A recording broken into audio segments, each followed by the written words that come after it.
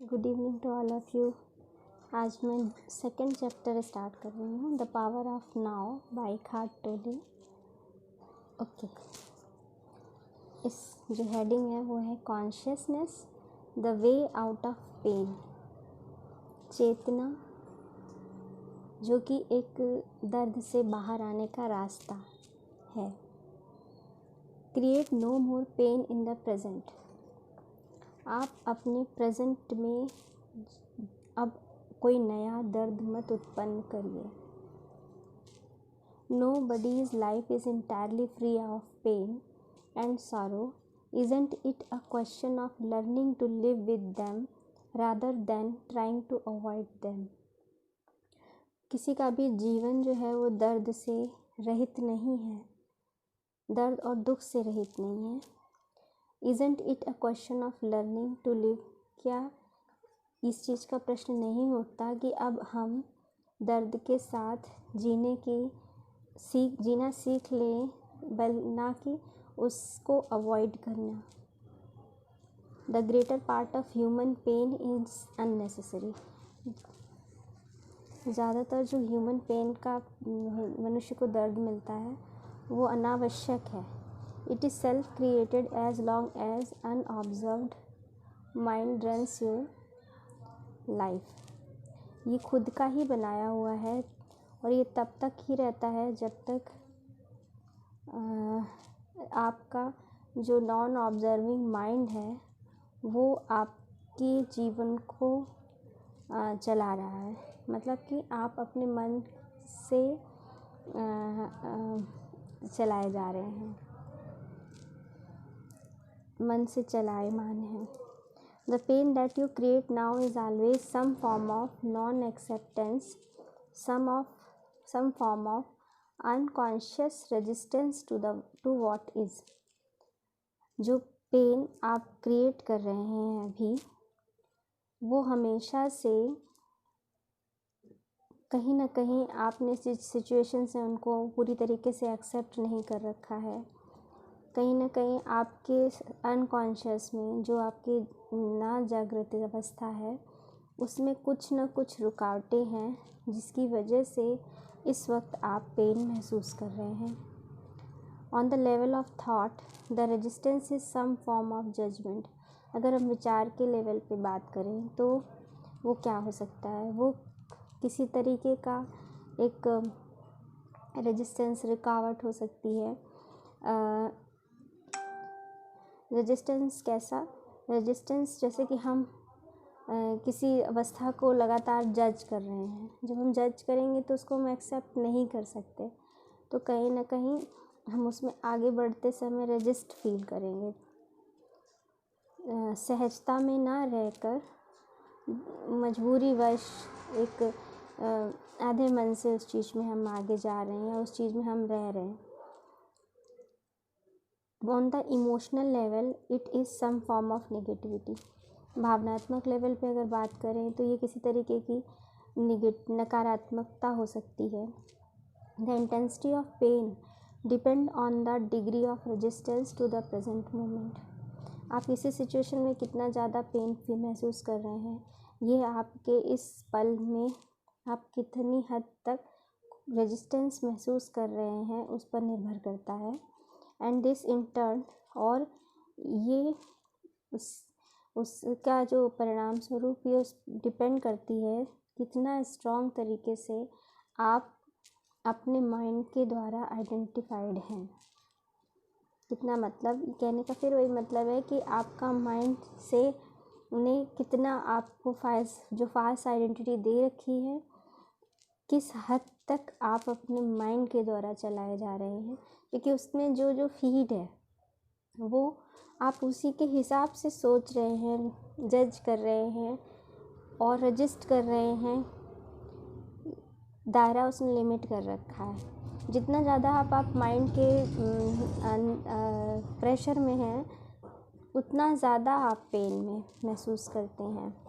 The mind always seeks to deny the now and escape from it. Mind हमेशा से इन चीज़ों को नकारना चाहता है, का रास्ता ढूंढता रहता है और इस समय जो प्रेजेंट मोमेंट है उसको नकारना चाहता है और उससे भागना चाहता है। इसीलिए वो आपको कहीं पास्ट में फंसा के रखेगा या फ्यूचर की एंजाइटी में फंसा के रखेगा। In other word, the more you are identified with your mind the more you suffer. दूसरे शब्दों में, जितना आप अपने मन के द्वारा आइडेंटिफाइड होंगे उतना ही ज़्यादा आप सफ़र करेंगे।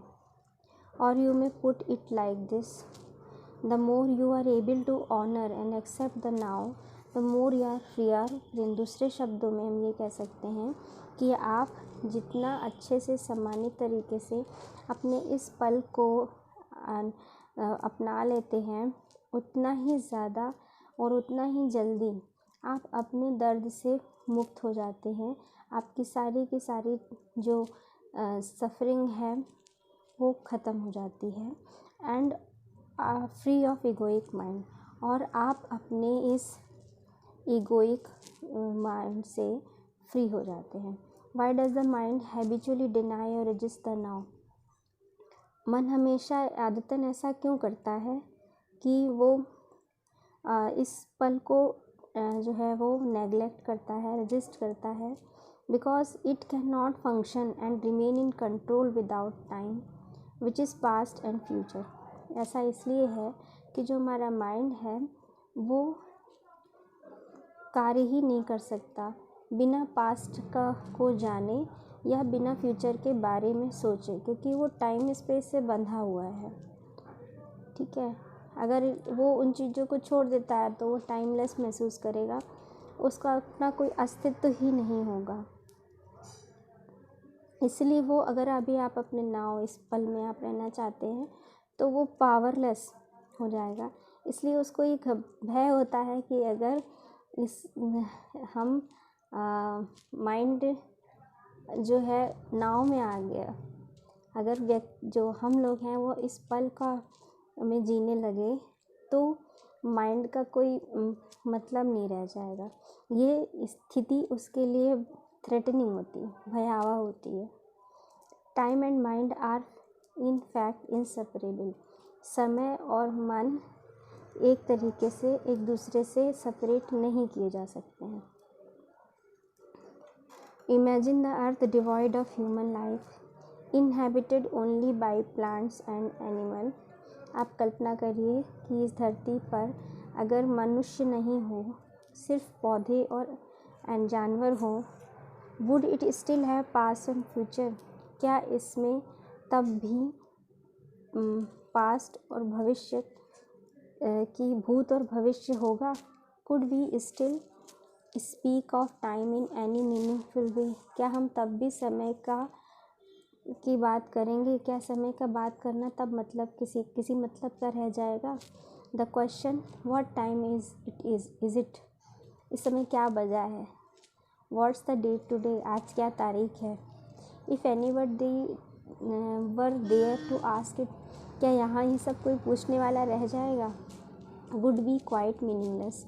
इसलिए ये सब चीज़ें बिना मतलब की हो जाएंगी। द ओक ट्री और the eagle would be bemused by such a question. What time they would ask? Well, of course, it's now. The time is now. What else is there? अगर वो इस तरह का सवाल को सुनेंगे तो उनके लिए उसका कोई मतलब नहीं है। उनके लिए जो समय है वो सिर्फ यही समय है, इस पल, ये और यही पल ही उनके लिए समय है। इसके अलावा और क्या हो सकता है? Yes, we need the mind as well as time to function in this world. हाँ, हमें माइंड की आवश्यकता है और समय की भी आवश्यकता है इस दुनिया में कार्य करने के लिए। But there comes a point where they take over our life. एक ऐसा समय आता है जब वो हमारे ऊपर हावी हो जाते हैं, हमारे जीवन की बागडोर को अपने हाथ में ले लेते हैं। And this is where dysfunction, pain and sorrow set in. यही वो समय होता है जब हमारा जो कार्य होता है वो डिसफंक्शनल हो जाता है, सही से कार्य नहीं होता, हम दर्द में आते हैं और हम दुख में डूब जाते हैं। The mind to ensure that it remains in control seeks continuously to cover up the present moment with past and future. इस चीज़ को पक्का करने के लिए जो हमारा माइंड है, कंट्रोल करने के लिए हमेशा चीज़ों को कवर करने के लिए, स्पेशली ये जो प्रेजेंट मोमेंट है उसको कवर करने के लिए हमारे भूत और भविष्य की हेल्प खोजता रहता है। And so as the vitality and infinite creative potential of being which is inseparable from now become covered up by time, your true nature become obscure by the mind। और इस तरीके से जो हमारा जो रियल स्वरूप है, हमारा जो क्रिएटिव पोटेंशियल है, हमारा जो आत्म स्वरूप है, वो भी इस पास्ट और भूत के द्वारा कवर कर दिया जाता है। और जो इस तरह से हमारा जो वास्तविक स्वभाव है वो भी दब जाता है। An increasingly heavy burden of time has been accumulating in human mind।